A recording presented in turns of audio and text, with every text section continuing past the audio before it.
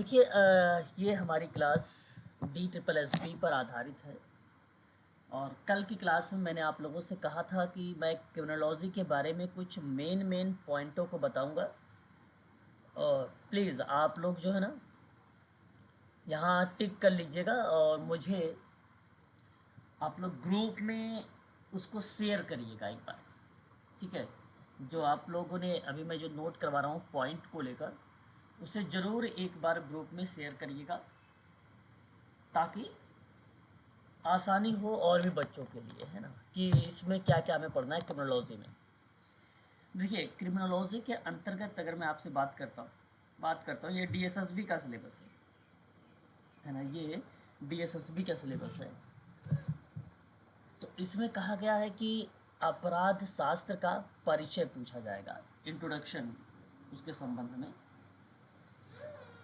और यहाँ 5 यूनिट मिलेंगी आपको, है ना। आप चाहो तो इस पे IMP के रूप में नोट कर सकते हैं।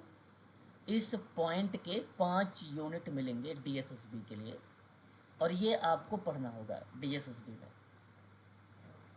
ये आपको क्या करना है, पढ़ना है। ध्यान दीजिएगा। जैसे मैं आप लोगों को पहला ये यूनिट जो बताया हूँ क्रिमिनोलॉजी, ये मैं आपको पढ़ा चुका हूँ, है ना। पहला अपराध शास्त्र की परिभाषा क्या होती है, अपराध शास्त्र की प्रकृति और उसके कार्य क्षेत्र क्या होते हैं, और अन्य जो सामाजिक विज्ञान है उससे संबंध में पूछा गया, relation with other social science पूछा गया यहाँ पर, है ना।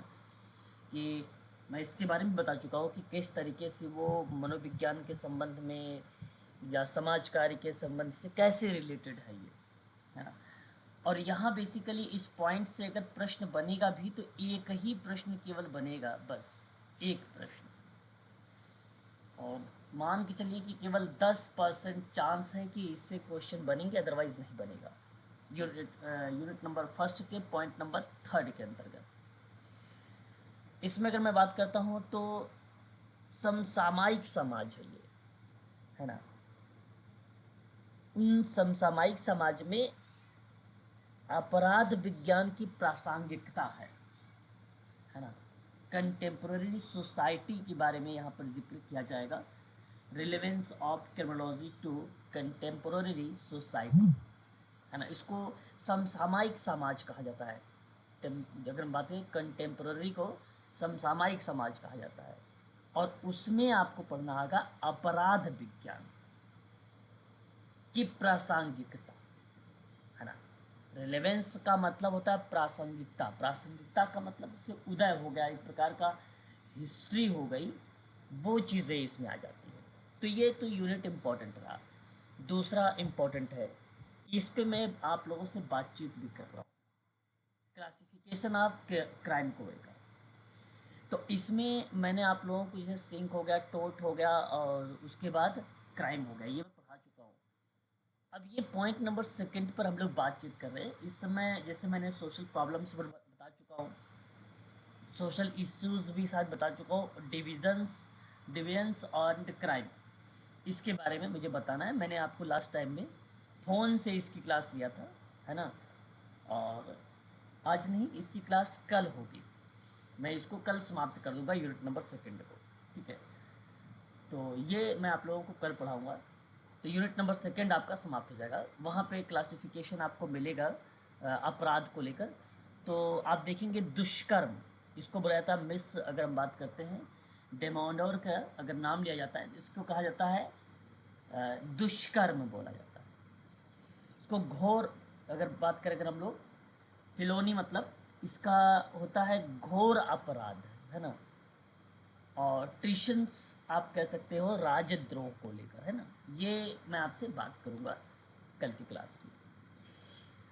संगीन और गैर संगीन अपराध के बारे में भी हम लोग कल बात करेंगे, ये पॉइंट नंबर बी में। तो एक तो देखिए क्लासिफिकेशन ऑफ क्राइम, तो एक तो ये भी रहा, है ना। दूसरे पॉइंट में इन्होंने कहा कि क्लासिफिकेशन ऑफ क्राइम और भी होते हैं, जैसे यहाँ पर ये भी बता दिया कि दुष्कर्म, घोर अपराध, राजद्रोह, चोरी, बहुत सारी चीज़ें आती है ना। तो वो भी आता है, बट यहाँ पे 3 ही सिलेबस में लिखा हुआ है, ठीक है। और उसके बाद क्लासिफिकेशन ऑफ क्रिमिनल्स पूछ लिया, यानी अपराधियों का वर्गीकरण, है ना, अपराधियों का वर्गीकरण। तो ये आपका इसके अंतर्गत दिया गया है यूनिट नंबर सेकेंड में। यूनिट नंबर थर्ड भी आपके लिए इम्पोर्टेंट है, कॉन्सेप्ट ऑफ क्राइम पर आधारित है, अपराध के अवधारणा पर। जो पहला यूनिट है ना वो अपराध शास्त्र से संबंधित है, ये क्रिमिनोलॉजी से संबंधित है, ठीक है। लेकिन जो यूनिट नंबर थर्ड है वो अपराध से रिलेटेड है, यानी अपराध के बारे में आपसे जो जिक्र किया जा रहा है यूनिट नंबर थर्ड में, उसकी अवधारणा, उसका नेचर, ठीक है, अपराध की परिभाषा यानी डेफिनेशन। आपको बता दूं ये यूनिट आपकी कवर हो चुकी है ना, ये भी आपका ओके हो चुका है, डन हो चुका, लेकिन मैं आप लोगों को एक बार रिलेट करवाऊंगा ताकि आप आसानी से इसको समझ सकें, है ना। एक बार मैं आपको दिखा दूंगा, 1 घंटे की क्लास में ये सभी चीज़ें आप बताएंगे, ठीक है। मैं पढ़ा चुका हूँ इसके बारे में, लेकिन मैंने थोड़ा सा ऊपर नीचे करवाया। जैसे पहले मैंने परिभाषा बताया, फिर उसके बाद नेचर बताया, ठीक है, तब मैंने सिद्धांत वगैरह मॉडल्स वगैरह ले लिए, ठीक है।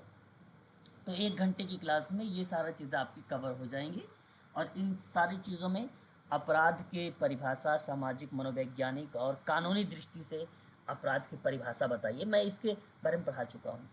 फिर उसके बाद प्राचीन, मध्यकालीन, आधुनिक समाज में अपराध क्या होता है इसके बारे में बताए।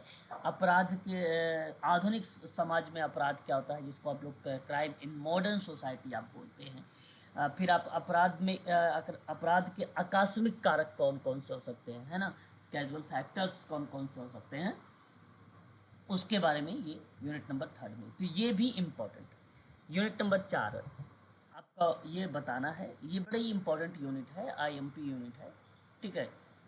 और क्राइम एक प्रकार से आप रुझान कह लीजिए, ट्रेंड्स मीन्स व्यापार भी कहीं कहीं बोला जाता है, कहीं कहीं इसे रुझान भी कहा जाता है ना, अपराध रुझान। अब ये थोड़ा सा डेटा पर बेस्ड है। इन यूनिट नंबर 4 में यदि कोई सवाल पूछा भी गया तो मैक्सिमम 1 से 2, मान लीजिए 2 मैक्सिमम रहेगा, है ना, 2 क्वेश्चन इन 5 पॉइंट्स, है ना। तो ये भी 1 घंटे की क्लास है, ये भी समाप्त कर दूंगा 1 घंटे में इसको बता के कि सोर्सेज इन क्राइम स्टैटिक्स क्या है, यानी अपराध सांख्यिकी के रिसोर्सेज यानी स्रोत कौन कौन से हैं। भारत में अगर मैं आपसे बात करता हूँ तो भारत और विदेश की बात हो रही है ना, एब्रोड, इंडिया एंड और एब्रोड की। उनमें पूछा कि अपराध को लेकर बताना है हमें, कि उनके अपराध के बारे में हमें चर्चा पर चर्चा करना है, और क्राइम अंडर आईपीसी के बारे में हमें पढ़ना है। यानी ये हमारे लिए एक इम्पॉर्टेंट पॉइंट बनेगा, वेरी वेरी मोस्ट इम्पॉर्टेंट, कि आईपीसी के तहत अपराध कौन कौन से होते हैं, है ना। तो उनमें हम लोग आप लोगों से जिक्र करेंगे, है ना। उसके बाद देखिए crimes under local and special legislations, स्थानीय और विशेष कानूनों के तहत अपराध क्या क्या होता है, इसके बारे में हम लोग पॉइंट नंबर 4 में यह स्टडी करेंगे। फिर हम लोग बात करेंगे डार्क फिगर। डार्क फिगर मतलब अंधेरे आंकड़े और उत्पीड़न सर्वे, मतलब सर्वे के माध्यम से, है ना, सर्वे के माध्यम से डार्क फिगर एंड विक्टिम जाइजेशंस इसको कहा जाता है, जिसको हम लोग कह सकते हैं उत्पीड़न, ठीक है, और एक सर्वे। तो कितने लोग प्रभावित हुए हैं, ये आपको थोड़ा सा मैं पाई चार्ट वगैरह का यूज़ कर कर यहाँ पर समझाने का प्रयास करूँगा, वो आप आसानी से समझ जाएंगे, बहुत आसान होता है। तो इसमें अपराध जितना जब बढ़ेगा तो जाहिर सी बात है चार्ट ऊपर जाएगा। तो इस तरीके से आपको ये एक प्रकार सोचिए कि एक छाया है, एक छाया का मतलब एक डीआई का डुप्लीकेट रोल है ना। तो बाय द वे हो सकता है यहाँ से केवल आपको डीआई में सॉल्व क्वेश्चंस नहीं पूछा जाएगा, आपको दिया रहेगा और आपको इसमें से क्वेश्चन बड़ा सरल आएंगे, और आपसे पूछेगा कि बताइए कौन से शहर की सबसे ज़्यादा जो है पॉपुलेशंस है, यहाँ पे अपराध फैला हुआ है, वो आप फिगर देखकर आप आइडेंटिफाई कर लेंगे, है ना, डार्क फिगर। तो ये फिगर के माध्यम से बनेगा, है ना। तो मैं आपको समझा दूंगा, 10-15 मिनट में भी ये चीज़ें समझ जाएंगे, बहुत आसान होता है। ठीक है। और एक आप यूनिट नंबर 5 क्राइम प्रिवेंशन के बारे में, अपराध निवारण को लेकर है। अब किसी मान लीजिए कोई अपराध अगर हो रहा है तो उसके निवारण के लिए भी प्रक्रिया संचालित होती है। तो यहाँ अगर मैं बात करूँगा अपराध का डर, फियर ऑफ क्राइम, और सुरक्षा की भावना, सेंसेस ऑफ जो है सिक्योरिटी, और किसकी सुरक्षा की भावना। उसके बाद social control and crime prevention, सामाजिक नियंत्रण और अपराध निवारण। अपराध निवारण में सामुदायिक दृष्टिकोण क्या हो सकता है, community approach in crime prevention को लेकर प्रश्न बनेगा एक ये। और उसके बाद अगर हम बात करें कंटेम्प्ररी मतलब समसामयिक, हम लोग अभी ऊपर देख रहे थे कंटेम्प्ररी सोसाइटी को लेकर, यानी समसामयिक समाज को लेकर। अब यहाँ पर जो देखेंगे आप लोग ना, समसामयिक अपराध निवारण को लेकर एक प्रकार से रणनीति है ना, उन रणनीतियों के बारे में पढ़ना होगा। तो ये आपके 5 यूनिट इंपॉर्टेंट रहेंगे, ये आपको पढ़ के जाना पड़ेगा, ठीक है, ये आपके लिए इंपॉर्टेंट रहेगा। अब देखिए यहाँ पर बेसिकली फॉर्म ऑफ क्राइम की बात अगर हम करें तो ज़्यादा से ज़्यादा इसके संबंध में अगर कोई सवाल पूछा भी गया तो 2 से 3 ही क्वेश्चन आ सकते हैं इस पार्ट के अंतर्गत, कि आर्थिक अपराध क्या होता है ना। देखिए अपराध को इसने इतना डीप में कर दिया है, इतना डीप में ले लिया, क्योंकि सिलेबस ही बहुत बड़ा दे दिया ना इसने। तो इसलिए यहाँ पर अगर मैं बात करूँ तो ये भी हमारे लिए थोड़ा सा इंपॉर्टेंट बनेगा। इकोनॉमिक क्राइम्स क्या होते हैं, इनमें देखिए ना, इसकी प्रकृति, इसके अर्थ, इसके स्वरूप। फ्रॉम से मतलब होता है स्वरूप, है ना। उसके बाद देखेंगे आप लोग टैक्स की चोरी, है ना। पॉइंट नंबर 3 में क्या देखेंगे, कर की चोरी, आप ऐसा कह लीजिए कर की चोरी, है ना। आयात निर्यात, अगर मैं बात करता हूँ विकल, विकल मतलब वाहन होता है, आयात निर्यात वाहन देखेंगे। फिर उसके बाद बीमा का धोखाधड़ी आप कह सकते हो, है ना, इंश्योरेंस फ्रॉड, हम इसके बारे में थोड़ा सा पढ़ेंगे। ये बड़ा आसान आसान है, मतलब ऐसा नहीं, आपको हेडिंग के रूप में मिलेगा, हेडिंग के रूप में। पॉइंट एक हेडिंग आपको एक्सपोर्ट इंपोर्ट वाहन मिल गया, तो दूसरी हेडिंग आपको फ्रॉड मिल जाएगा, है ना, इंश्योरेंस फ्रॉड। और ये एक प्रकार से किसके अंतर्गत मिलेगा, तो यह आर्थिक क्राइम का अपराध के अंतर्गत मिलेगा। बैंक फ्रॉड आपको एक हेडिंग मिल जाएगी, ठीक है। और एक अगर मैं बात करता हूँ तो जो है गलत ब्रांडिंग, है ना, मिस ब्रांडिंग एंड अगर मैं बात करता हूँ तो एक प्रकार से इसमें कह लीजिए कि गलत ब्रांडिंग और मिलावट, जिसको आप लोग बोलते हो, है ना, जिसको आप लोग मिलावट बोलते हो, है ना, वो शब्द इसके अंतर्गत आएगा यूनिट नंबर 1 के अंतर्गत 6ठे पॉइंट में। और उसके बाद देखिए यहाँ पे क्या है, कॉर्पोरेट क्राइम्स यानी कॉर्पोरेट अपराध। अब आप देखिए इससे सवाल मैंने अभी आप लोगों से लास्ट क्लास, हम लोग शायद कल क्लास कर रहे थे 1 बजे, तो पहला ही क्वेश्चन मैंने शुरुआत किया था, तो वहाँ पे आपने एक सवाल लिखा था कॉर्पोरेट क्राइम को लेकर। अगर याद आ रहा हो तो अच्छी बात है, नहीं तो आप वीडियो देखिएगा, वहाँ पर मैंने बताया हाँ जी सर। है ना।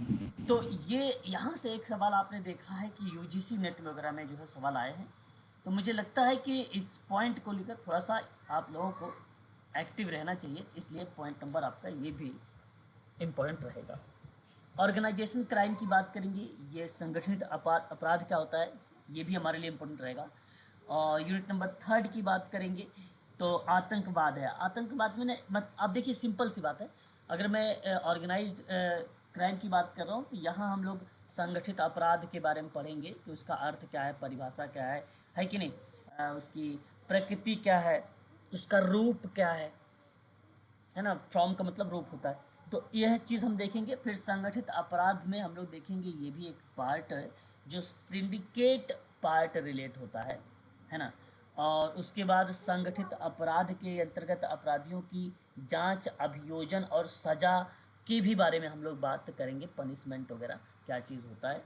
और फिर रिलेवेंट लेजिस्लेशन, इसका मतलब है कि प्रासंगिक विज्ञान, सॉरी विधान, है ना।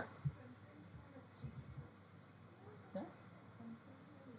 ओके, अच्छा, इस सबके नोट्स भी आप लोगों को मिल गए होंगे, है ना, मुझे जहाँ तक उम्मीद है। मैडम ने नोट्स आप लोगों को भेजे थे इस सबके, है ना। अब हाँ जी सर। एसएसबी ग्रुप में, तो वहाँ पे आपको इजीली मिल जाएगा, है ना। वहाँ पे ये मैं आपको करवा दूंगा, है। फिर एक शब्द यहाँ पर देखिए, यूनिट नंबर 3 भी इम्पोर्टेंट बन जाएगा, आतंकवाद। और इसमें वही बात, आतंकवाद की अवधारणा, प्रकृति, स्वरूप, कारण, उसके तहत कानूनी जांच, है ना। आतंकवाद के राष्ट्रीय और अंतर्राष्ट्रीय संबंध क्या है, अभियोजन सजाएं क्या है, ये चीज़ें रिलेट कर जाएगी। एक फिर उसके बाद यूनिट नंबर 4 में साइबर क्राइम का बात आ जाएगा। Cyber crime, cyber crime basically क्या है, जैसे साइबर क्राइम के अपराध हो गया, प्रकृति, प्रकार, है ना, सॉफ्टवेयर चोरी, साइबर हमला, ठीक है, इसमें आ जाएगा। रोकथाम, कानूनी उपाय क्या क्या है, ये सभी चीज़ें बेसिकली यहाँ पर देखने को मिल जाएंगे यूनिट नंबर 4 में। यूनिट नंबर 5 में इन्वायरमेंटल क्राइम क्या होता है, पर्यावरणीय अपराध क्या होता है, ये चीज़ें आप लोगों को इसके अंतर्गत मिलेगा। पर्यावरणीय अपराध ये भी आपको क्लासेस मिल चुकी है। इसमें एक्ट जो है दिया गया है, जैसे मैं अगर मैं आपसे बात करूं, प्राकृतिक महत्व और उसके स्वरूप क्या होते हैं, फिर वन्य जीव संरक्षण के तहत अपराध क्या क्या है, ये चीज़ आपको थोड़ा सा पढ़ना होगा। और ये भी लगभग मुझे लगता है ये 1 से 2 क्लास में आपकी समाप्त होगी, क्योंकि अधिनियम है, थोड़ा सा डीप में जा सकता है। 1 से 2 क्लास में ये आपका समाप्त हो जाएगा। बस ये आपका यहाँ तक इम्पोर्टेंट रहेगा। उसके बाद देखिए एक, अब यहाँ पर, ठीक है, यहाँ आपको मैं आप लोगों से ना बताऊंगा कि अपराध कानून की प्रक्रिया के अंतर्गत सामान्य सिद्धांत में विशेष अपराध को लेकर जो भी चीज़ें जिक्र की गई हैं, उसमें कौन कौन सी जो धाराएं हैं इम्पोर्टेंट है। तो प्रिंसिपल्स ऑफ ग्रुप लाइबिलिटी की बात करता है, एक प्रकार से दायित्व की। तो इसमें धाराएं हमें वही देखना है, 194, 34, 109 और 120 का बी, ये आईपीसी, ये ही आपको सेक्शन देखना है। हालांकि बहुत सारे होते हैं, अब इसमें इतना ही दे रखा है तो हमें इतना ही पढ़ना है ना। व्यक्ति के विरुद्ध अपराध क्या हो सकता है, जैसे हत्या अगर कर रहा है तो उसके लिए कौन सा आईपीसी वगैरह लगेगा, ठीक है, ये आपको पढ़ना होगा। अपहरण हो रहा है, बलात्कार है, कौन सी धारा है, तो इनके बारे में हमें थोड़ा सा देखना होगा इसके अंतर्गत, है ना। तो बहुत आसान आसान से टॉपिक रहेंगे, आप आसानी से आइडेंटिफाई कर लेंगे। और संपत्ति के विरुद्ध अपराध होगा, जैसे चोरी, डकैती, धोखाधड़ी, है ना, विश्वासघात करना, ये चीज़ें बेसिकली इसके अंतर्गत रिलेट हो जाएगा। और ये आपका किसके अंतर्गत आ रहा है, ये सभी प्रक्रियाएं अगर मैं आपसे बात करता हूँ तो क्रिमिनल लॉ के अंतर्गत आ रहा है। अब यहाँ पे आप लॉ देख रहे हैं, क्रिमिनल लॉ देख रहे हैं, उसके अंतर्गत आप पढ़ रहे हैं ये, ठीक है। तो मैं आप लोगों से कहूँगा कि ये बेसिकली जो पॉइंट्स बनाए गए हैं ना, अलग अलग तरीके से इसने बना दिए हैं, ठीक है। और इसमें सबसे ज़्यादा इम्पोर्टेंट यही आपको पढ़ना होगा, जो एक यूनिट में आपको इकोनॉमिक क्राइम्स वगैरह मिलेंगी, वो आपको थोड़ा कम पढ़ने हैं, इकोनॉमिक्स वाले, है ना, इकोनॉमिक्स वाले आपको कम पढ़ने हैं।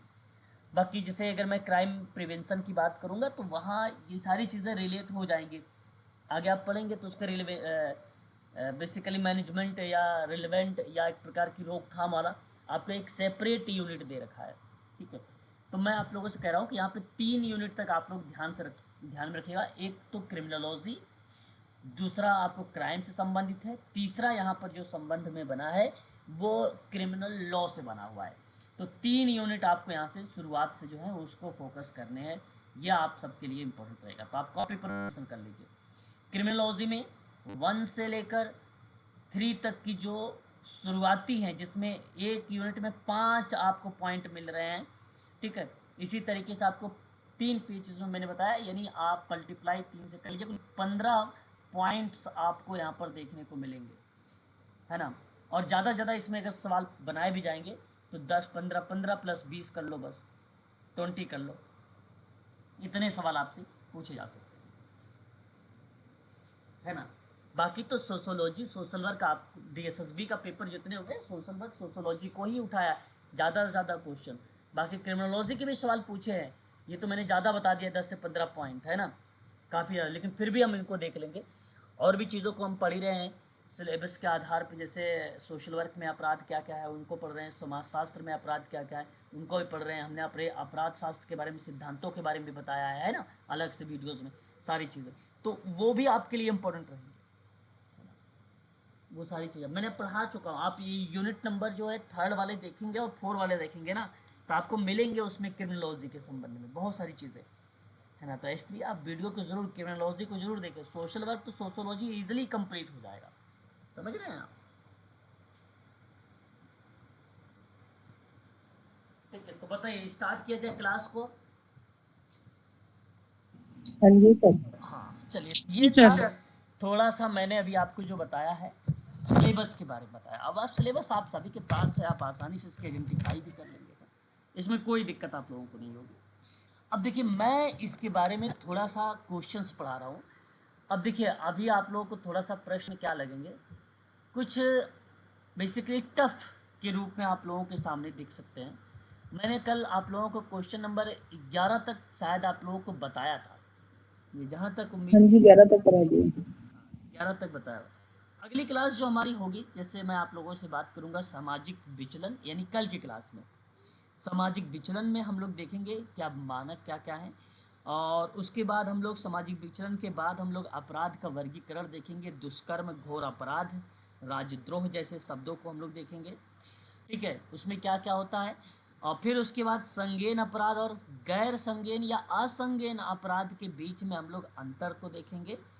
और फिर उसके बाद हम लोग अपराधों का वर्गीकरण देखेंगे। जनरली अपराधों के वर्गीकरण में हम लोग जैसे गुंडागर्दी शब्द आ जाएगा, वहाँ पे दुराचार शब्द आ जाएगा, गुंडागर्दी, दुराचार और उल्लंघन, जिस तरीके के 2-4 शब्द मिलेंगे आप लोगों को जो रिलेट कराएगा एक प्रकार से उन पॉइंटों को, ठीक है।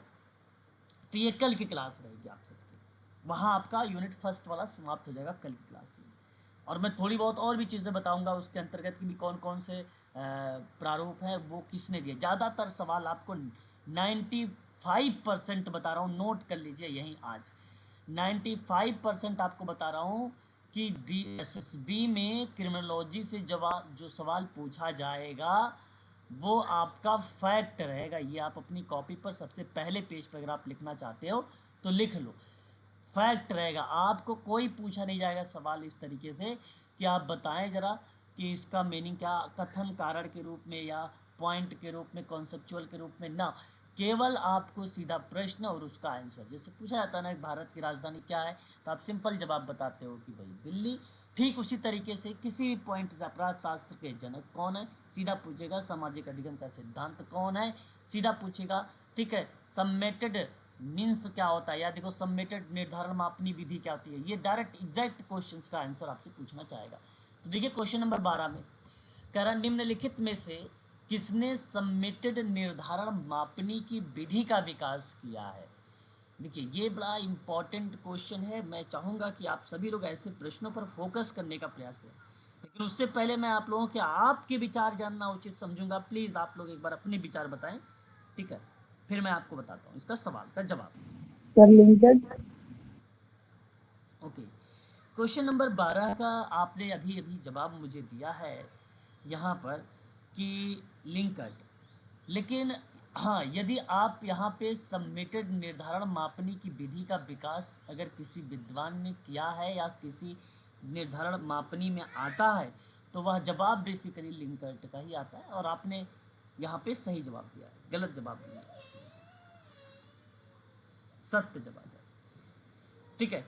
अब देखिए मैंने अभी आप लोगों से बताया था कि टूल्स के रूप में, है ना, टूल्स के रूप में याद होगा आप लोगों को, है कि नहीं। तो टूल्स के रूप में भी अगर कोई नाम आता है तो ये जो 4 ऑप्शन आपको दिख रहे हैं क्वेश्चन नंबर 12 में, लिंकर्ट, थर्स्टोन, गुटमैन। गुटमैन तो बेसिकली जो भूमिका आती है वो भी एक व्यवहार मापनी के ही अंतर्गत आती है ना। और बिच बोगार्ट्स, जैसे सामाजिक दूरी का मापन आप लोगों ने सुना होगा, सुना है ना सामाजिक दूरी का मापन। तो सामाजिक दूरी का मापन भी कहीं ना कहीं एक प्रकार से अगर हम बात करते हैं रिलेट करता है ना। अब थोड़ा सा सुन लीजिए क्योंकि आपने इसमें 2-3 सवाल आपने देखा है जो बेसिकली लिंकर्ट स्केल से सवाल पूछे गए, है ना, लिंकर्ट स्केल से। देखिए, लिंकर्ट विधि द्वारा मनोवृत्तीय मापनी निर्धारण में, है ना, कुछ चरण को बेसिकली वो अपनाता है, स्टेप को अपनाता है लिंकर्ट मापनी में। जैसे अगर मैं आपसे बात करूं, उसके अंतर्गत मनोवृत्तियों का एक प्रकार से कथन को तैयार करता है। मनोवृत्तियों की कथन जो होते हैं, जो प्रतिकूल प्रतिक्रियाएं होती है, उनको रिप्रेजेंट करता है, और ये लिंकर्ट स्केल में ही होता है। ये लिंकर्ट स्केल में ही ये संचालित है, शामिल है ना। तो मैं चाहूँगा कि ये बात आप जरूर ध्यान में रखें कि एक आयामी स्केल है, इसका उपयोग शोधकर्ता उत्तरदाताओं के दृष्टिकोण और राय एकत्र करने के लिए करता है। तो जब राय एकत्र करने के लिए करता है तो वो लिंकर्ट स्केल होता है। जैसे मैं ना शोधकर्ता हूँ, आप क्या है, उत्तरदाता है। अब उत्तरदाता के दृष्टिकोण से, किसके, मैं यहाँ पे अपने पॉइंट ऑफ व्यू नहीं दे रहा हूँ, यहाँ जिसका उपयोग शोधकर्ता उत्तरदाताओं के पॉइंट ऑफ व्यू से और राय एकत्र करने के लिए प्रक्रिया को संचालित करेगा, तो वहाँ ये कंडीशन बन जाती है। अब देखो, शोधकर्ता अक्सर इस का उपयोग बेसिकली जैसे लक्षित बाजार के प्रति विचार हो गया, दृष्टिकोण को समझाना हो गया, तो उस कंडीशन में ये शोधकर्ता करता है, तो इसलिए इसका एक नाम रखा है, उसको कहता है साइकोमेट्रिक स्केल। और साइकोमेट्रिक स्केल को ही निर्धारण मापनी विधि कहते हैं। इसी को ही डीएसएसबी ने कहा कि सबमिटेड स्केल बताइए किसको कहते हैं, जो रिलेट करता है लिंकर्ट स्केल। यही है। जब मैं आपको इसकी परिभाषा, कोई भी डीएसएसबी का अगर सवाल है क्रिमिनोलॉजी में, तो सीधा अपराध को रिलेट कराएगा, और उसकी परिभाषा, उसकी मीनिंग अगर आपको पता है तो आप आसानी से यहाँ पर बता सकते हैं, है ना, आसानी से। तो ये है लिंकर्ट स्केल, है ना, याद रखिएगा। प्रतिभागियों, उत्तरदाताओं के बयानों के प्रति, बयान का मतलब वही होगा ना, पर्सपेक्टिव यानी पॉइंट ऑफ व्यू, दृष्टिकोण को समझाने के लिए प्रतिक्रिया का विश्लेषण को शामिल करेगा, वही चीज़ें रिलेट हो जाती है इसके अंतर्गत। एक नाम अब की अगर मैं बात करूँ तो थॉर्स्टन स्केल है, जैसा कि मुझे उम्मीद है आप सभी लोग इसके बारे में भी नाम तो सुना ही होगा, थॉर्स्टन स्केल के बारे में। अब देखिए, थॉर्स्टन स्केल एक समाजशास्त्री विद्वान है, लुइस लियोन थॉर्स्टन, सन 1928 में ही इस मापनी का निर्धारण कर दिया था। मूल रूप से धर्म के प्रति दृष्टिकोण को मापने के साधन के रूप में था। किसके रूप में था, तो आप कहिएगा मूल रूप से धर्म के प्रति दृष्टिकोण मापने का थॉर्स्टन स्केल बेसिकली शामिल था। तो किसी विषय के प्रति उत्तरदाता के सामाजिक दृष्टिकोण को अपनाने की पहली औपचारिक जो तकनीकी है, उसी को हम लोग थॉर्स्टन स्केल के नाम से जानते हैं। तो इस प्रक्रिया में आप ध्यान रख सकते हैं थॉर्स्टन स्केल का नाम भी, है ना। उसके बाद अगर मैं बात करता हूं तो हमारे सामने एक विद्वान का नाम आ रहा है, ओसगुड का नाम आ रहा है ना। अब देखने वाली बात इसके अंतर्गत मैं आपको बता दूं, ओसगुड एक स्केल है, ये भी एक स्केल है। बहुत कम लोगों को पता है इस स्केल के बारे में, लेकिन डीएसएसबी में अगर आप क्रिमिनोलॉजी पढ़ रहे हैं तो इसके बारे में पता होना चाहिए। तो मेरी बात को बड़ा ध्यान से सुनिएगा आप लोग। यह एक व्यापक रूप से इस्तेमाल किए जाने वाला माप उपकरण है, जिसका उपयोग विभिन्न उत्तेजनाओं के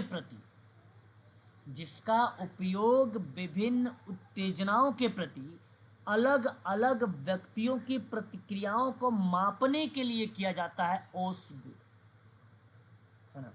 हालांकि यह प्रतिक्रिया व्यक्तिपरक हो सकती है। कैसे हो सकती है? व्यक्तिपरक हो सकती है। बड़ा इंपॉर्टेंट पॉइंट बोला हूं मैं, प्लीज़ आप सभी लोग इसको नोट अवश्य करिएगा, है ना। ये सर्वे होता है, जो सर्वेक्षण, उसके माध्यम से इस स्केल का प्रयोग किया जाता है ज़्यादातर, है ना।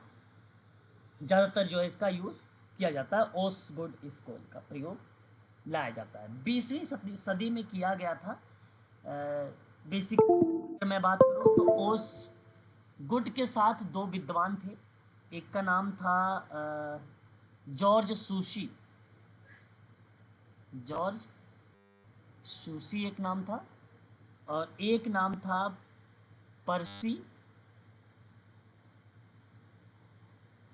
टैनन टैनन बॉम। ये दो नाम थे जो उस गुड स्केल में यूज़ किए गए थे, और इन दोनों ने मिलकर एक ऐसी विधि या एक ऐसा विधि विकसित किया जो संचार में शब्दों और प्रतीकों के, कम्युनिकेशन में शब्दों और प्रतीकों के अर्थपूर्ण अर्थ को प्रभावी ढंग से मापता था। ठीक है, तो इसे सेमेटिक डिफरेंशिएशन बोला गया। सेमेटिक डिफरेंशिएशन इसको कहा गया, और बाद में ओसगुड स्केल के नाम से ये जाना गया था बाद की प्रक्रिया में। ठीक है, तो बड़ा इंपॉर्टेंट पॉइंट था ये भी, स्केल एक प्रकार का। मैं चाहूँगा कि इसके बारे में आप जरूर ध्यान रखें। मनोविज्ञान, संचार अध्ययन, विपणन अनुसंधान, सामाजिक विज्ञान सहित कई विषयों पर इस स्केल का प्रयोग हुआ है ना। तो इसके अंतर्गत केवल 3 आयाम है। देखिए अभी कितनी इंपॉर्टेंट बातें बता रहा हूँ आप लोगों को एक प्रश्न के अंतर्गत, DSSB के बच्चों के लिए, और ये सवाल बनते हैं। जैसे अगर मैं बात करूँ 3 आयाम कौन था, तो एक था मूल्यांकन इसमें, ठीक है, और एक था सामर्थ्य शब्द इसमें आता है ना, सामर्थ्य, और एक इसका जो आता है गतिविधि। 3 ही इसमें बेसिकली आयाम थे। ठीक है, तो मूल्यांकन में तो पता ही है आप लोगों को, उत्तेजनाओं के सकारात्मक और नकारात्मक मूल्यांकन को दर्शाता है, यानी ये एक प्रकार का आकलन करता है ये, है ना। कोई भी व्यक्ति विषय के बारे में कितना अनुकूल है कितना प्रतिकूल है, ये इसको ऑब्जर्व करेगा एक प्रकार से। सामर्थ्य का मतलब एक उत्तेजना से जुड़ी शक्ति है, एक ताकत है ये सामर्थ्य, है ना, उसको मापता है, सब पावर को, ताकत को, कि व्यक्ति उत्तेजनाओं को कितना मजबूत और कमजोर, सक्रिय या निष्क्रिय, प्रभावशाली और विनम्र मानता है। और मैं बता दूं उत्तरदाता को यहाँ पे ना रेटिंग स्केल पर ही उत्तेजनाओं को बेसिकली इवेल्युएट की जा सकती है, इसलिए रेटिंग दिया जाता है इस वाले में। अब देखिए मैं कह रहा हूँ कि DSSB में अगर आप क्वेश्चन पढ़ रहे हैं तो अगर उनकी व्याख्या कर रहे हैं तो बहुत अच्छा काम कर रहे हैं, क्योंकि DSSB में अगर यही आपको ध्यान रखना है ना। सिलेबस तो बहुत बड़ा है, यदि आपको ये 4 ऑप्शन पता है तो आप आसानी से सवाल को ट्रैक करेंगे, है ना। और उसके बाद देखिए गतिविधि, उत्तेजना से जुड़ी ये भी एक गतिविधि है, एक्टिविटीज़ है। निष्क्रियता के स्तर का मूल्यांकन करता है ये। निष्क्रियता, आप पेपर में सवाल बनेगा निष्क्रियता को लेकर, तो आप आसानी से गतिविधि को दर्शा सकते हो। तो ये सभी प्रक्रिया जो 3 आयाम थे, ये उस गुड के अकॉर्डिंग मैं आप लोगों को बता रहा था। ठीक है, तो प्लीज़ आप लोग ये 3 आयाम को भी नाम अवश्य ध्यान में रखेंगे इस स्केल के अंतर्गत। ठीक है, ध्यान देने वाली चीज़ है ये सभी की सभी, है ना, इम्पोर्टेंट चीज़ें बन जाती हैं इसके लिए। अब देखिए उसके बाद अगर मैं बात करता हूँ बोगार्ट, आपने नाम सुना होगा, सामाजिक दूरी का मापन, है ना। सामाजिक दूरी का मापन सोशल वर्क में बड़ा फेमस है ये सवाल है, कई बार इससे जो है परीक्षा वगैरह में पूछा भी जा चुका है कि सामाजिक दूरी का मापन क्या होता है ना। कई बार रिपीट ऐसा जो सवाल एग्जाम में हुआ है सामाजिक दूरी को लेकर, बोगार्ट्स के द्वारा। जरा बताएंगे इसके बारे में आप लोग क्या होता है, प्लीज़ कोई भी स्टूडेंट, प्लीज़ अगर आपको पता है बताएं, अदरवाइज मैं तो आपको बताऊंगा ही। सोशल डिस्टेंस स्केल क्या होता है? सामाजिक दूरी का मतलब होता है मैडम कि समाज के विभिन्न समूहों के बीच की दूरी का वर्णन करना, है कि नहीं। समाज के विभिन्न जो समूह होते हैं उनके बीच की दूरी का वर्णन करना कहलाता है सामाजिक दूरी का मापन। और ये किसने दिया है? तो आप आसानी से कह सकते हो बोगास। क्वेश्चन नंबर 13 में देखिए, स्वतंत्र चर में परिवर्तन के साथ आश्रित चर में परिवर्तन की मात्रा को स्पष्ट करने वाला मापक निम्नलिखित में से कौन सा है। ये क्वेश्चन नंबर आपके 13 है और इसका जवाब भी आप लोग आसानी से दे सकते हैं मुझे। फिलहाल आप बताइए कि इस सवाल का जवाब क्या ऑप्शन नंबर 3 होना चाहिए, प्रतिगमन। सर। मतलब स्वतंत्र चर में ना परिवर्तन के साथ जो है एक आश्रित चर होता है। आप रिसर्च में पढ़े होंगे, मैंने आपको रिसर्च करवाया है ना, इंडिपेंडेंट वेरिएबल और डिपेंडेंट वेरिएबल, है ना, कि स्वतंत्र चर और जो है आश्रित चर में, है ना, जब स्वतंत्र चर में परिवर्तन के साथ आश्रित चर में परिवर्तन की मात्रा को स्पष्ट करने वाला मानक कोई होता है तो वो बेसिकली प्रतिगमन होता है, ना कि सहसंबंध, नहीं साहचर्य, ना ही विचलन। क्या आप जानना चाहेंगे कि क्या होता है प्रतिगमन शब्द? प्लीज अगर आपको जानना है तो आप मुझे बताएं, मैं थोड़ा सा यहाँ पर आप लोगों को इसकी हाँ एक्सप्लेन जी सर। कर देता हूँ। ओके, चलिए तो सुनिएगा मेरी बात को ध्यान से आप सभी लोग। प्रतिगमन एक ऐसा शब्द है समाज कार्य में या समाज शास्त्र में जहाँ इसका मीनिंग बनता है वापस जाना। प्रतिगमन, वापस जाना। अच्छा, मेरी आवाज़ आप लोगों के पास ब्रेक तो नहीं हो रही है ना? प्लीज़ बताइएगा। हाँ जी सर। नहीं सर जी। ओके, तो देखिए प्रतिगमन एक सांख्यिकी विधि होती है प्रियंका, एक सांख्यिकी विधि होती है जिसका उपयोग ना फाइनेंस में, मतलब वित्त में, कोई चीज़ अगर आप निवेश कर रहे हैं या कोई अन्य सब्जेक्ट में इसका प्रयोग कर रहे हैं तो प्रतिगमन शब्द यूज होता है। अब आप सुनिएगा मेरी बात को बड़े ध्यान से, मैं एक ही लाइन में एक ही वाक्य में बोलने का प्रयास करूंगा। जो एक आश्रित चर, जो एक आश्रित चर, ठीक है, और एक या अधिक स्वतंत्र चर या एक स्वतंत्र या अधिक चर, चर का मतलब वेरिएबल, इनके बीच की संबंध की जो सत्ता है, जो ताकत है, जो पावर है और चरित्र को निर्धारित करने का जो प्रयास कर रहा है, वही प्रक्रिया प्रतिगमन है। इसे रेखिक प्रतिगमन तकनीकी के नाम से भी जाना जाता है। तो प्रतिगमन की बजाय अगर केवल रेखिक लिख दिया गया शब्द प्रतिगमन तो भी आपको बता देना है यहाँ पर। और इसी प्रतिगमन विश्लेषण के दो प्रकार हैं। प्रतिगमन विश्लेषण के दो प्रकार कौन कौन से हैं? एक तो आश्रित चर है और दूसरा स्वतंत्र चर है। यही दो इसके प्रकार भी है। तो ये दो नाम मिले हैं और इन दोनों नाम के अंतर्गत ना ही संबंध, सहसंबंध, ना ही साहचर्य, ना ही विचलन। सही जवाब बेसिकली प्रतिगमन इसी को रिलेट कराता है कि नहीं। क्वेश्चन नंबर देखिए 14। देखिए थोड़ा सा ये डीएसएसबी में क्रिमिनोलॉजी से हैं, आप लोग समाजशास्त्र पढ़े हैं, आप लोग समाज कार्य की स्टडी कर रखे हैं, तो आपको क्रिमिनोलॉजी के थोड़ी सी चीज़ों को समझ में प्रॉब्लम्स आ रही होगी। लेकिन मैं आप लोगों से जो व्याख्या बता रहा हूँ इसको अगर आप ध्यान से सुनेंगे, बीच बीच में जो क्लासेस मैं आपको प्रोवाइड करा रहा हूँ क्रिमिनोलॉजी का, तो मैं पक्का बता रहा हूँ कि पकड़ आपकी बन जाएगी समाज कार्य में जिस तरीके से है, जिस तरीके से समाज शास्त्र में, ठीक उसी प्रकार से समाज शास्त्र, अपराध शास्त्र में भी इसकी पकड़ अच्छी खासी आप लोगों की बन जाएगी, है ना। तो प्लीज़ आप लोग इसे चीज़ों को जो है ध्यान में रखें। क्वेश्चन नंबर 14 का एक बार जवाब दीजिए। मादक द्रव्य में कौन सा भारत में प्रतिबंध कर दिया गया है? अब आपको बताना है ये इतने मादक द्रव्य हैं क्वेश्चन नंबर 14 में, और इस पे बताइए भारत में कौन सा प्रतिबंधित है, प्लीज। चरस। चरस। यहाँ देखिए अभी अभी आपने जो मुझे जवाब दिया है सही जवाब दिया है ना।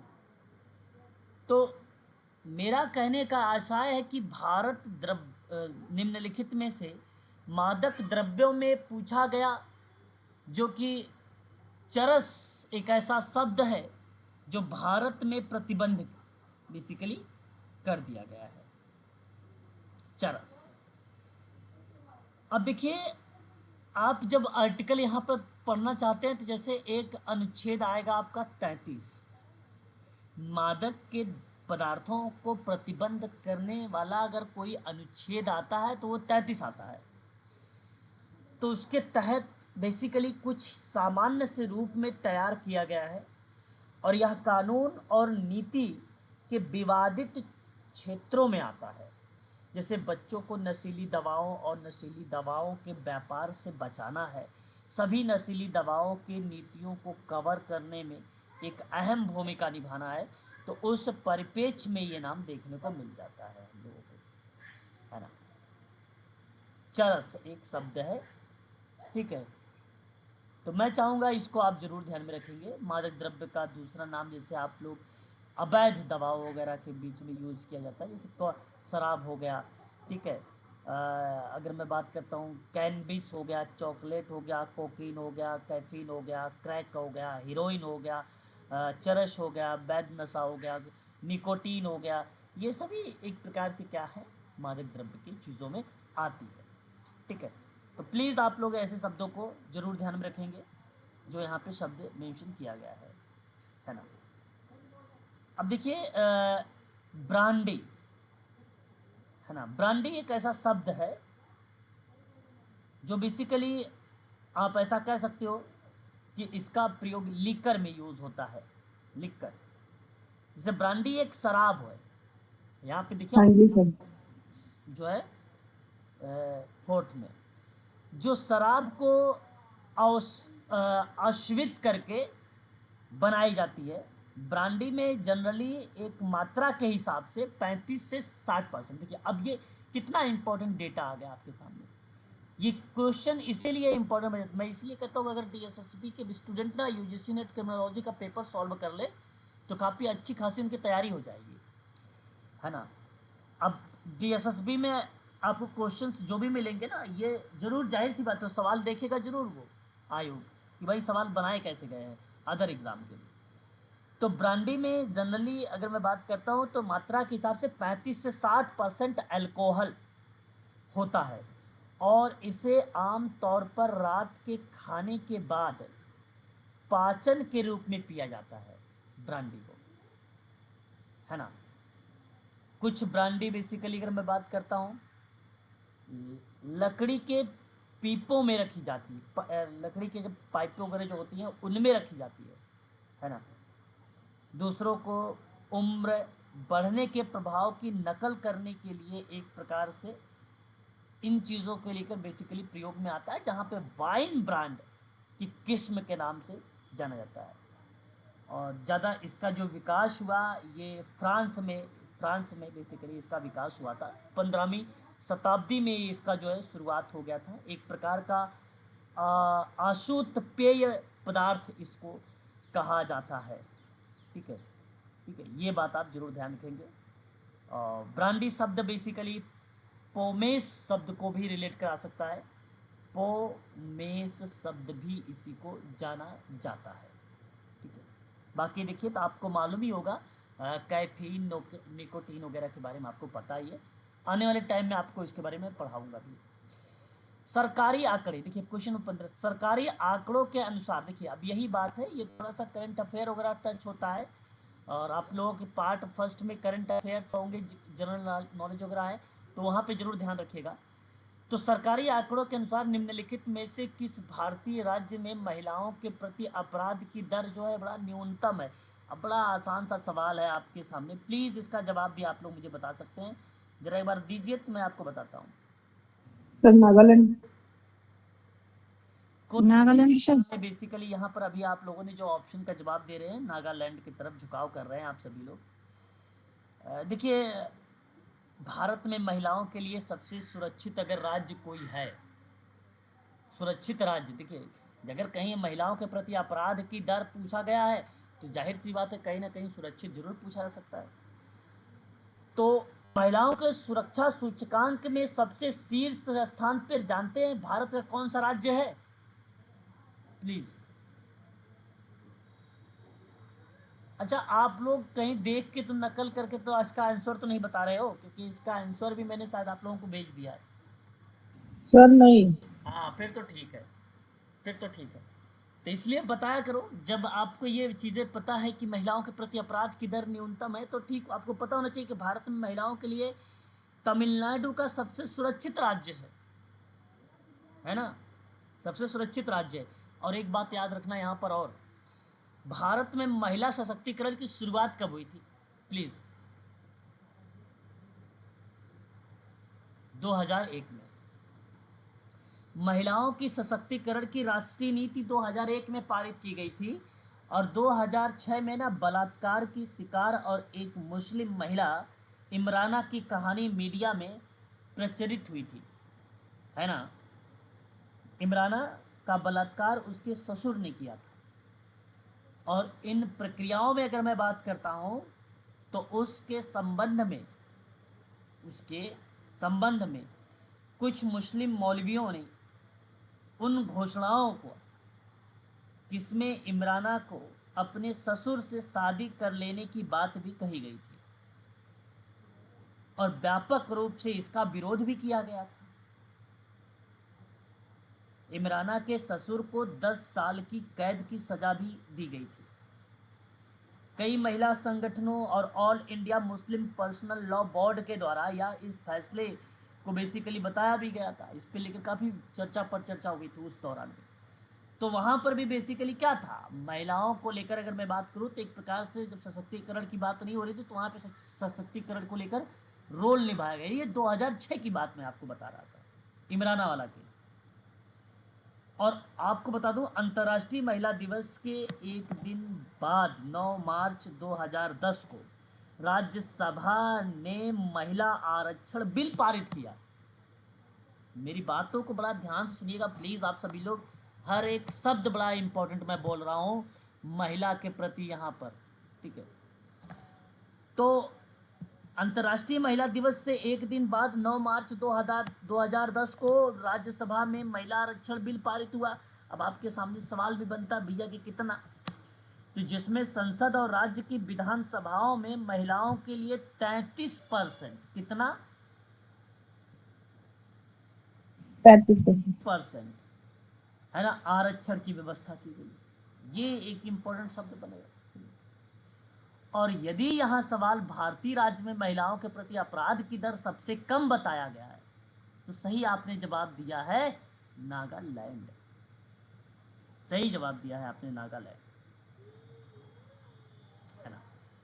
चलिए क्वेश्चन नंबर 16 देखिए, निम्नलिखित में से कौन सा देश स्वर्णिम त्रिभुज, वाह वेरी गुड, ये देखिए मैंने आपको करवाया कि नहीं कराया, शायद आप लोग नए बच्चे होंगे, प्लीज अगर कोई पुराना भी बच्चा होगा बताइएगा जिन्होंने मेरे सुना होगा क्लास में।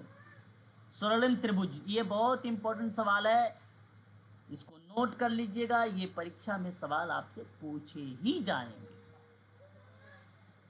अब ध्यान सुनिए, मादक द्रव्यों की तस्करी के लिए खूब विख्यात भाग बताइए वो कौन सा है। क्वेश्चन नंबर आपके सामने 16।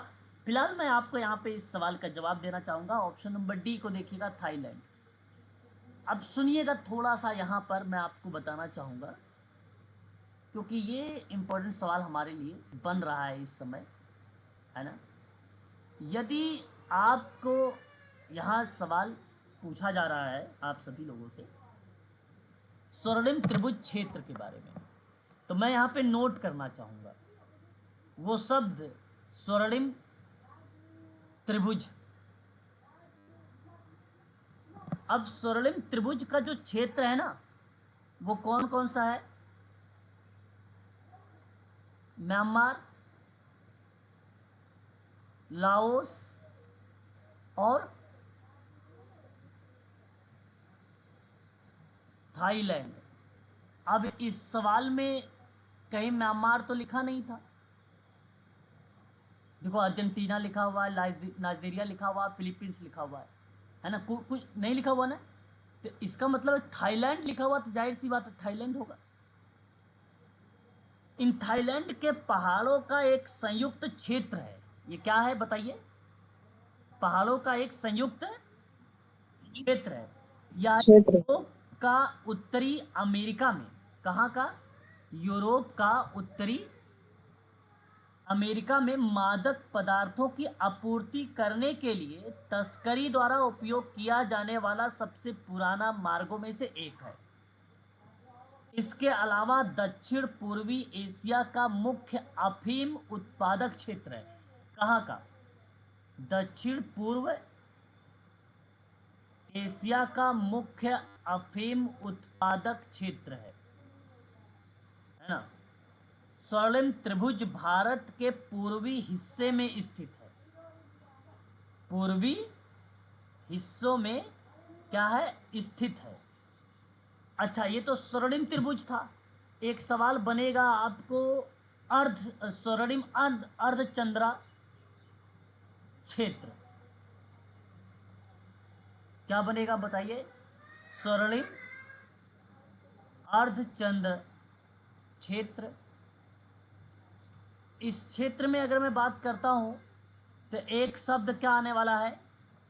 अफगानिस्तान आने वाला है। एक शब्द आएगा ईरान। एक शब्द आएगा आपका इसमें पाकिस्तान का भी शब्द, या पाक कह लीजिए, पाकिस्तान। ये तीन शब्द यह अफीम के उत्पादन के लिए है। किसके लिए है? अफीम के उत्पादन में। उत्पादन के लिए। इसके वितरण के लिए प्रमुख वैश्विक स्थलों में से एक माना जाता है। अब आप सोच रहे हैं, अभी ऊपर मैंने बताया आपको क्या, भारत का कौन सा स्वर्णिम त्रिभुज आ रहा था? पूर्वी वाला हिस्सा आ रहा था भारत का। अरे भाई ऊपर बताया ना अभी, यहाँ पे भारत का कौन सा क्षेत्र आ रहा था? भारत का पूर्वी वाला। पूर्वी क्षेत्र। पूर्वी क्षेत्र सही जवाब। और यहाँ आप बताइए भारत का कौन सा क्षेत्र आएगा? पश्चिम क्षेत्र। वाह, very good very good very good, बहुत बढ़िया। पश्चिम क्षेत्र आएगा। ये आपको ध्यान में रखना होगा, काफी इंपॉर्टेंट यहाँ पर ये क्वेश्चन था और इसका जवाब आप लोग आसानी से यहाँ पर दे सकते हैं। मादक पदार्थों की तस्करी, इस सवाल का जवाब ऑप्शन नंबर डी। एक नंबर 17 देख लीजिए। निम्नलिखित में से कौन सा देश गोल्डन, देखिए ये भी इंपॉर्टेंट सवाल, बैक टू बैक वेरी बहुत इंपॉर्टेंट क्वेश्चंस आपके सामने आ रहे हैं। क्वेश्चन नंबर 17, प्लीज आप अपना राय बताइए, मैं आप लोगों को अपनी इस सवाल के बारे में बताऊंगा। प्लीज तब तक आप लोग अपना राय बताइए क्या इसका जवाब होना चाहिए। गोल्डन रिसेप्ट जैसा शब्द हमारे सामने यहाँ पे प्रस्तुत हो रहा है। प्लीज आपकी राय में जानना चाहूंगा। नशे के खिलाफ अभियान का नाम सुना है? बताइए, नहीं सुना हो तो भी बताइए भाई। आवाज नहीं है क्या मेरे क्लियर अभी?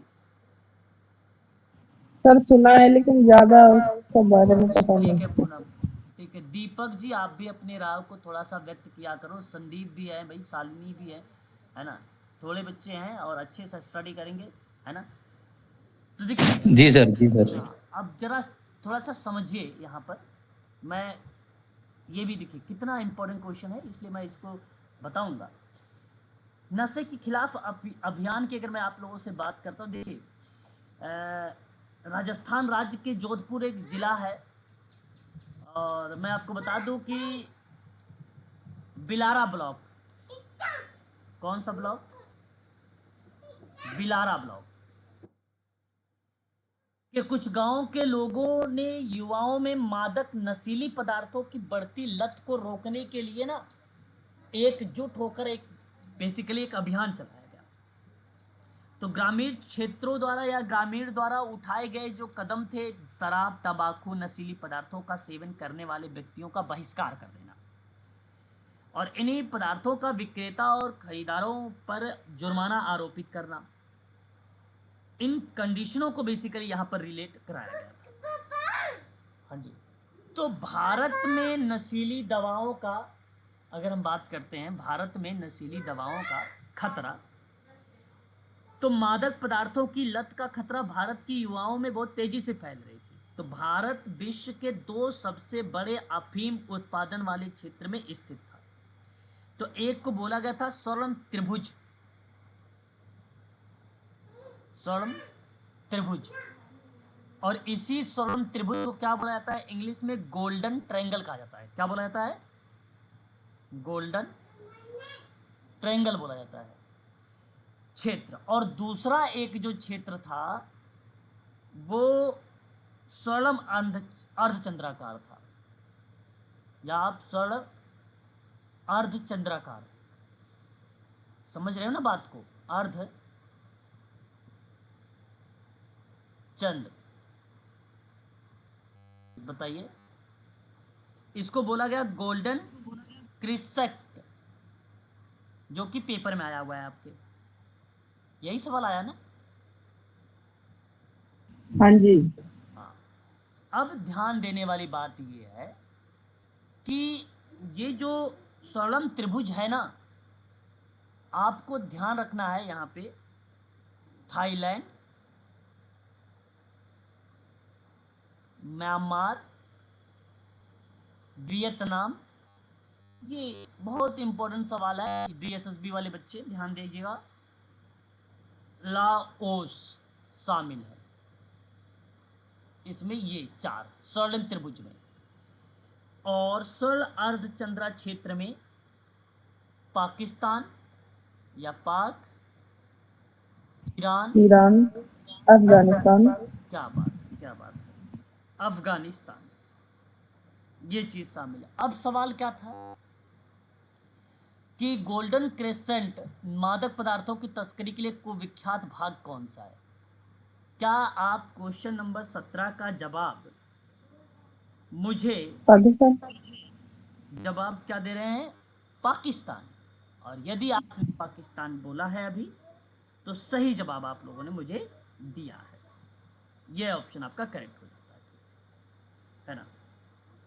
बाकी तो इन देखो, ये चीज़ ध्यान देने वाली बातें हैं, क्योंकि इन पर आप लोगों से मैं बातचीत और करूंगा। इसके पीडीएफ भी आप लोगों को अगर मिल गई होगी, यदि नहीं मिली तो वो भी आप लोगों को जल्द ही मिल जाएगी, इसके संबंध में भी, है ना? ऐसी चीज़ों को, ये दोनों क्वेश्चन 16-17 नंबर को आप अलग से नोट करिए। उसके नोट्स चाहिए या इसके बारे में पढ़ना है तो आप जरूर पढ़िए, क्योंकि ये सवाल आएगा, ऐसे सवाल गलत नहीं होने चाहिए, और ये बहुत फेमस क्वेश्चन है। ठीक है, चलिए आज के लिए बस इतना ही रखते हैं हम लोग। बाकी जो है कल क्लास आप लोगों को करेंगे, मॉर्निंग क्लास रहेगी, और अच्छा लगा क्लास, ऐसी बात नहीं है मुझे तो। बाकी आप लोग अपनी राय बताएं, क्लास कैसी रही अभी? ठीक थी? सर क्लास तो ठीक थी, पर अगर जो 6 से 7 हो जाए तो कोई दिक्कत नहीं रहेगा। अच्छा, और जल्दी कर दें? और जल्दी का मतलब 6 से 7 ठीक रहेगा, फिर बाद में। क्योंकि और बच्चे थोड़ा सा ना, जैसे फिर 5:30 बजे हो जाता है उनको सो को उठने वगैरह का ना, उनकी भी दिक्कत हो जाती है। इस वजह से मैंने ऐसा समय रखा है भोर का, और आसान, मतलब टाइम जो है बेटर है ना? टाइम अच्छा चलो कोई नहीं सर, कोई नहीं। है ना? और बाकी देखिए, ये अभी आज हमने जो पढ़ा, अभी आप क्लास में इसकी बंद करूंगा तो आप तुरंत इसके नोट्स देखिए। आप लोग एक बार जरूर इस क्वेश्चन को पढ़िए, इसमें मैंने क्या क्या बोला। अगर आपने अभी नोट्स बनाए हैं तो प्लीज़ एक बार देखिए, 10-15 मिनट देखिए, फिर कॉपी को बंद करिए। ठीक है, फिर रखिएगा जी सर। वीडियो का। और आप लोगों का इसका वीडियो का लिंक अभी आपको शेयर कर रहा हूँ, इसकी पीडीएफ भी आप लोगों को शेयर कर दूंगा मैं। ये जो 2, 16 और 17 नंबर के पीडीएफ है, यदि आप लोगों को नहीं पहुँच पाती, शाम तक मुझे मैसेज कर दीजिए इंडिविजुअल, या ग्रुप में डाल दीजिए कि सर इसका क्वेश्चन चाहिए, टॉपिक थोड़ा दे दीजिए, मैं आपको इसको प्रोवाइड कर दूंगा। इंपॉर्टेंट क्वेश्चन है, बार बार रिपीट कर रहा हूँ, ये पेपर में आते हैं सवाल, और आएगा पक्का है इस बार भी। ठीक है सर जी। सर आप जो